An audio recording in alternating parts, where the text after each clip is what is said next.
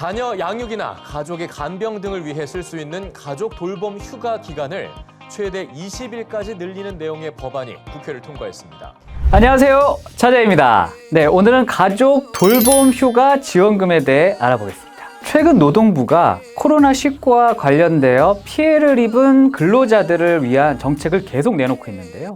이번에는 가족 돌봄 휴가에 대한 지원을 시작한다고 합니다. 과연 어떤 내용인지 알아볼까요? Let's get it! 먼저 가족 돌봄 휴가 제도. 네, 이 제도가 생소하신 분들이 많을 겁니다. 그런 휴가도 있었어? 나는 연차밖에 모르는데 말이죠.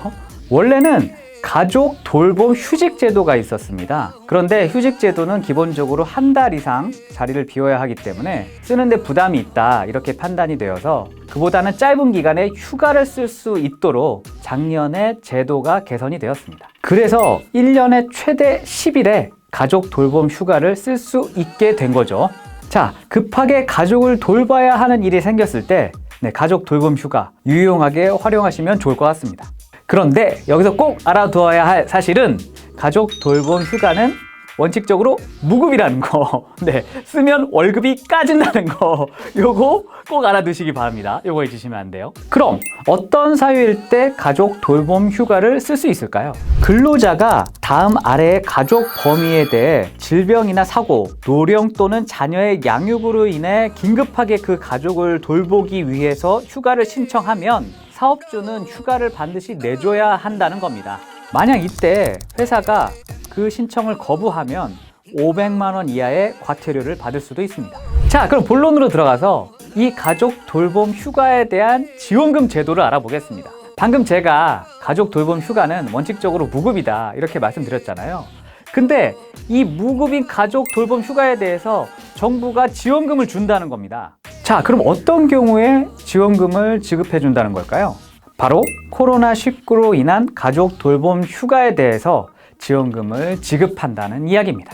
가족 돌봄 휴가는 1년에 10일이라고 했죠. 정부의 지원금은 이 1일당 5만 원씩 지급이 되어서 1년에 총 50만 원을 지원받을 수 있습니다. 그런데 이 지원금이 이번에 또 추가가 됩니다. 무슨 이야기냐면요, 정부가 코로나19 때문에 이 가족 돌봄 휴가의 일수를 10일에서 20일로 10일을 더 늘렸습니다. 이 늘어난 10일 중에 앞에 5일의 휴가의 사용에 대해서 정부가 똑같이 지원금 5만 원씩을 지급한다는 이야기입니다. 그러니까 예를 들어 코로나19로 인해서 가족 돌봄 휴가를 20일을 갔다라고 가정하면 앞에 15일에 대해서는 5만 원씩 지원금을 받아서 결국 총 75만 원을 지원받을 수 있다, 이 얘기입니다. 이 어려운 코로나 시대 노동자를 위한 배려, 정말 감사합니다. 코로나19가 장기화되면서 정부의 노동정책도 발빠르게 추가되고 있습니다. 어려울 때일수록 이런 정책들이 좀 더 큰 힘이 될 수 있겠죠. 근로자 여러분, 그리고 사업주 여러분, 모두 힘내시고 화이팅입니다. 차재! 네, 오늘 영상은 여기까지고요. 영상과 관련된 질문이나 사연 있으시면 아래 주소로 보내주시기 바랍니다. 지금까지 차재였습니다. 안녕.